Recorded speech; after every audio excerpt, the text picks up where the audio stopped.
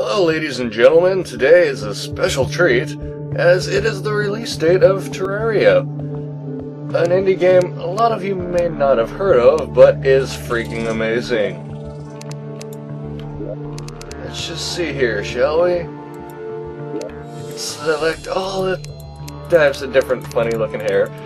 Just so you guys know, this game has been released early so that all its loyal fan base may play the hell out of it. And play the hell out of it we shall. Let's just start with the basic character to show off pretty much the gameplay of this. Could have sworn I already made a character, but whatever. Let's see. Let's call it Let's Terraria. I totally spelled that wrong despite the fact it's right there. Just gonna make a small map, show you guys what this game is all about. Oh yeah. It's gonna be amazing. Also, the worlds are transferable, so you can totally play with your character on any number of worlds. There's a guide to help you start out and tell you how stuff works, if you're into that sort of thing. You start out with two basic tools, an axe and pickaxe. Fight slimes. Back here, slime. Start with, what, 100? Yes, 100 health. Oh, look at that go! Look at all these little trees. There's no durability, however, because this game focuses a lot more on combat than, well, everything else. Which I must say, it actually makes it very fun, because there's a certain sort of progression that you're actually making a difference in your character, rather than, oh look, I'm out of materials, now I can't make all the nice stuff that I had. So yes, some people may have been comparing this to Minecraft, but once you actually play it, you see the only thing they have in common is the fact that they both contain blocks, which honestly is not a fair comparison for games. Seriously, a single aspect does not make a game as its entirety. Unfortunately, my jump at the moment sucks. We must amend that with some rigorous farming of some sort. Let us do that. No! Bad slime! That's my face. Honestly, the pickaxe was working a lot better on the— You son of a— It's also very fast. Although you've probably noticed that. You whore! Don't worry, we'll get health back eventually. Let's go for some stone and... Hey, this is another thing in Minecraft you couldn't do. Let's dig straight down. It's actually efficient here, believe it or not. Look at that go. God, how strong is this pickaxe? Sheesh. Oh yes, and your starting tools are made of copper. Though we should probably have a little more efficient stuff, so let's make us a workbench. Shall we? Okay, you set down a workbench, just get some wood to make that, and oh hell yeah, there's a wooden hammer. Oh, I'm going to love that. So we have our different tools that allow us to do stuff. Let's see, we can make a sword. Ooh, and a bow. If you're able to make something, it'll show the cost of it, and show if you can make it or not. There's a few different kind of tables of sorts, such as... That was odd. Let's see. Yep. But such as a furnace, an anvil, a demon altar. Demon altars are awesome, by the way. So it's gonna start to get really dark down here. Should start forging some torches. unfortunately we don't have more advanced gear, such as a miner cap, or what I personally really love, the meteor set. It sets you on fire. Then again, all meteor stuff sets on fire. Fire's awesome. Slight problem. How the hell am I gonna get back out? Well, I guess I'm not. Oh well. There is a death penalty here, in which case it's... Hold on. Orient. There. In which case you lose like 50% of the money you're carrying, which honestly isn't a big deal. Sure, money is great and all, but once you get enough, well, to buy the stuff you like, big deal, you already have a chest to put it away so you don't lose it. And you only really need it for merchants, which generally stay at your base. So, yeah. I'd be a lot more scared if you dropped your gear on death, because you will die, you'll die a lot. And your gear is very awesome and a lot harder to replace. Seriously, it makes all the difference. Some of those rare items just, yeah, mouth-watering awesome. Oh look, some copper. We all like copper, don't we? Let's go get it. Yeah. By the way, just to inform you guys, you do get different grades of tools. And, from what I remember, Meteor may not actually be the best, but, oh god, it was just so fast. It was like, click, boom. Of course, it's not like Minecraft when the clock totally gets overspeeded, and then everything just starts happening all at once. No, you still have to hit every individual block and everything. Hey look, we're connecting into a cave. This could either be a really good idea, or a really bad one. Let's find out, shall we? By the way, the underground is filled with monsters, and sometimes more than just slimes, especially depending how far you go. I know I set this as a small map, but even so, it's still pretty large. And the best part, this entire game was only 16 megabytes in size. And considering how much of an amazing game it is, having the whole it also requires low specs going for it is just flat out amazing. So even you people with bad computers can play. I joke, but seriously, some of my friends have less than decent computers, and there's not many games we can actually play together. This is actually a good candidate for those kind of people. Let's see, we'll start using some dirt and get the hell back. Oh. There we go. Stepping stones, all you need. Well, until you get like rocket boots and grappling hooks and all those really nifty things. Let's see, here's a trick I picked up earlier.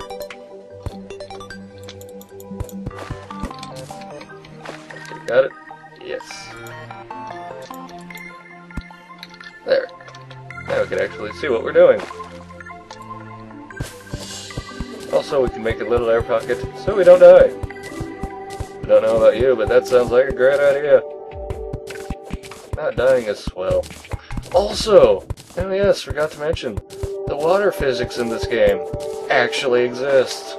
If you'll notice, the water's actually going down as this is spread out. It's not infinite.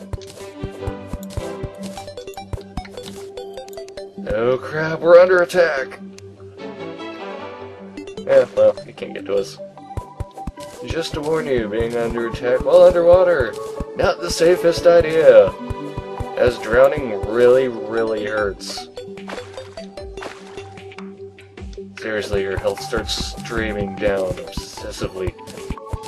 It's very scary. In case you don't believe me, I should show— No, I'm not going to show you. It'd be a horrible idea. Yeah.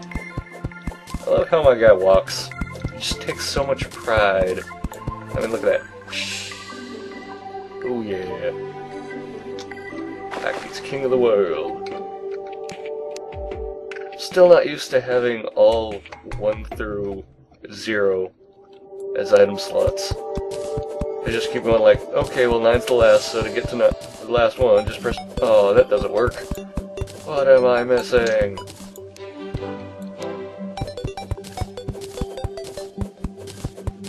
Why can I not find dungeon?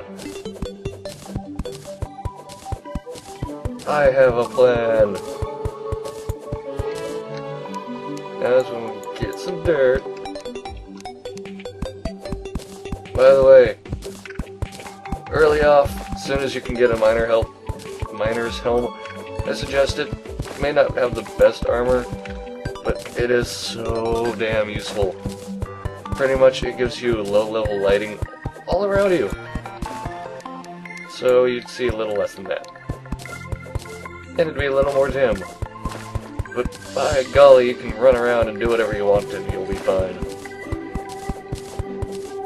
Or you can just, you know, get a meteor set, run around while on fire, while wielding a pickaxe that also is on fire, while summoning light orbs that are technically fire.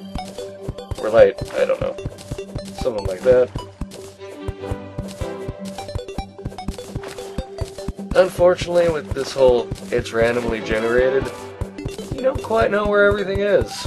There'll be dungeons, there'll be bosses, there'll be an evil underworld of lava and death. And look, there are also these urns and stuff that randomly spawn that totally have nice things in them. Such as coins and... yeah, before... no way. Aha! New dungeon. You can really tell when you're in a dungeon system because the music will change. A feature I genuinely like, by the way. Also, there are different kinds of areas like corrupted areas, floating islands, deserts, and a whole bunch of nifty stuff. Ooh, and that would be iron. Let us get to that, shall we? Aha! See? Music changed. Ah, music keys are very useful. Indeed! Let's see. I'm gonna get up there. We're gonna have to use a little ingenuity. A little more ingenuity. And there we go. Unfortunately, I didn't find many big trees, and I'm going to be out of trees soon. That would be most unfortunate. No. Aha. But you could also pickaxe in the air. It's only mildly inconvenient. Let's see. Nothing there.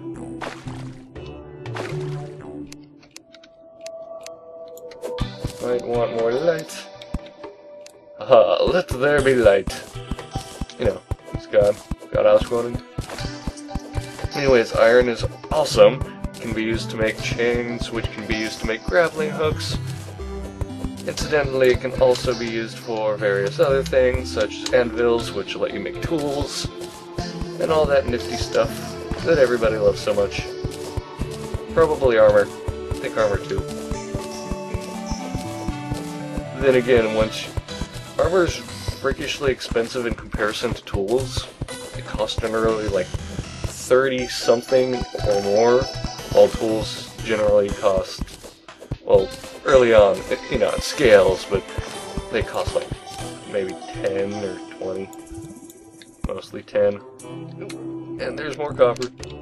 We should totally get after that, man. Again, this isn't necessarily the safest way to go about it. Probably should have put some dirt protecting this off. Aha! Now listen to that music.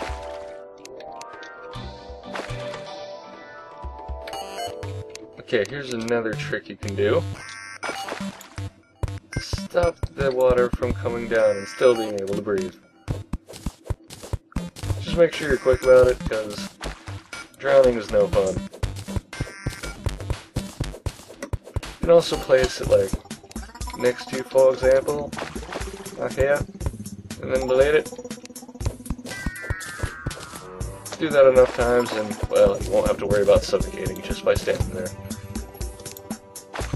Yeah, but you will have to worry about, ooh, silver, worms though. They're these creatures that burrow through the ground and are freakishly annoying. In fact, in multiplayer, I've once had it dug down so deep that a worm spawned and attacked me. And thus, somehow, after accidentally knocking me into a pit and killing me, went after my teammate. It was bloody good fun. Just all of a sudden, he's like, "The hell, why are there worms here?" But honestly, the multiplayer aspect of this game is amazing, partly due to the fact that your progress does carry over from single player. You see this character I made? Well, I can theoretically take it into multiplayer, and it will still have all his stuff. Gear and inventory all together. Also, you don't lose arrows by shooting them. Well, unless you literally lose it, but you cannot find it. Otherwise, ta-da! Now, is there anything important there? Not that I could see, but there probably is somewhere. But you know what? We're gonna keep going down. Delve deeper. Need to hit some errands, man. Get some torches from that.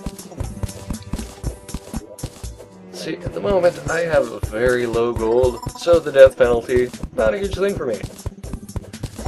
But if you, say, have 50 platinum, it's kind of a big deal and you don't want to die. Aha! I got the high ground, motherfucker! Why are you dead? And there it goes. Well, that's going to be the last torch. And now I can't get back out without being severely inconvenienced. Haha, but there's another trick. You can also save and exit. When you reload... Watch, wait for it, wait for it. Yeah, you start back up top. Of course, now it's nighttime. So, one thing you might remember, see in common, from previous iterations of various games, zombies come out at night, and they want to eat your soul, or brains, or they're actually Nazis. You know, I prefer to believe that they're Nazis. And there we go, stepping stone, got our sword out. Ooh, there's a mushroom. Mushrooms are used for various potions, and you can eat them straight up to heal. It is very useful. We can hear the zombies now. There's ground breeze one out here somewhere. You know, it's sometimes hit and miss. You'll find zombies sometimes, you won't others, and some nights there will be a blood moon in which all the zombies are out, and breaking down your doors and stealing your babies. Eating your soul. Okay, they don't actually break your doors, but they do, however, open them after a time. The hell was that? I guess I made it drop a torch. Oh, and when you throw down torches, not actually placing them, they actually do... God damn it. No. They actually do provide light. It's quite useful. So yes, theoretically you can throw a match down an open pit. See what's down there. I mean, you'll still lose your match, but you can always go down and get it after the fact. Ooh, another great thing at night. Run around, finding fallen stars. Pretty much what they do is restore mana, can be used as gun ammunition for the star gun, or better yet, increase your max mana by getting 10 of them, and crafting them into a mana star. And trust me, when you get mana, this game becomes awesome. Yep, I think I'll show you guys a lot more dungeon delving later on. Well, I guess the literal term would be spelunking, because there actually are dungeons in this game, and they're completely different than... Okay, that seems like it was actually pretty deep. Aha! Oh crap! Demon eyes! Hey, quit dodging. Your path is moderately predictable. Haha, shotgun! Oh, damn it. Screw you guys! You're no fun!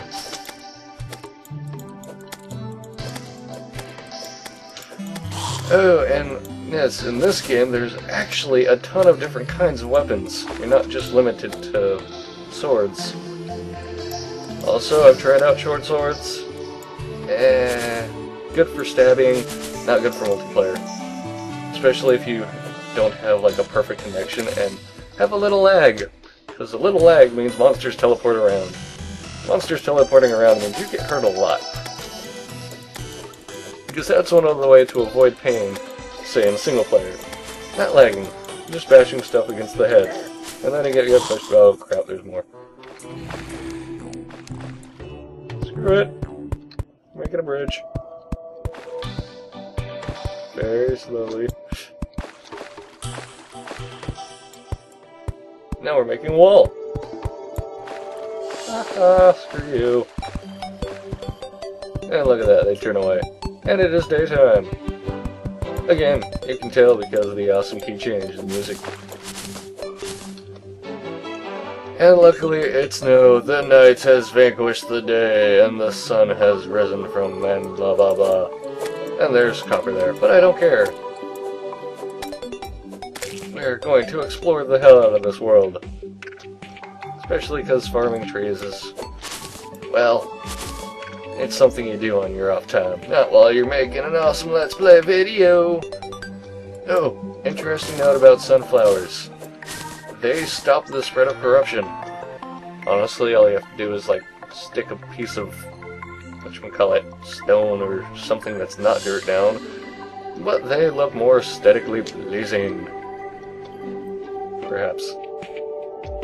Anyways, that's pretty much their only function I know of. Other than that, they're just for decoration. Make it! Also, I will show you guys more videos when I am, well, semi-decked out, then completely decked out, then, oh my god, everything is my slave. Because I am the master of the universe. Or some shit like that, who knows. Also, there are various other NPCs that you can recruit, more or less, by having them, well, by building a house for them. And they will move in. It's quite interesting. Quite neat, in fact. Come on. Jump. Ew. Screw you.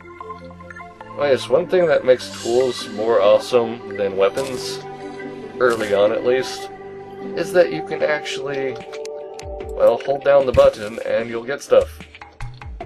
Whereas swords, you have to constantly press it. And just go click, click, click, click, click. Wow, that's a lot of iron. It's a subtle difference, but you generally are able to tell after playing for a while.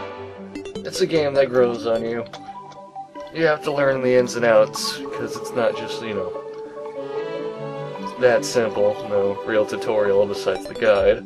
And hey look, it's the end of the world. Let's show you guys what's down here. Oh wait, I have no torches, do I? Well, that makes this far less interesting. Anyways, guys, this is Manifusion. Wait, there we go.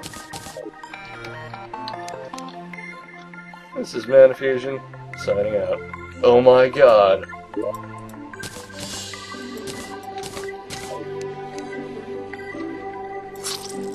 Hey, breathing reed.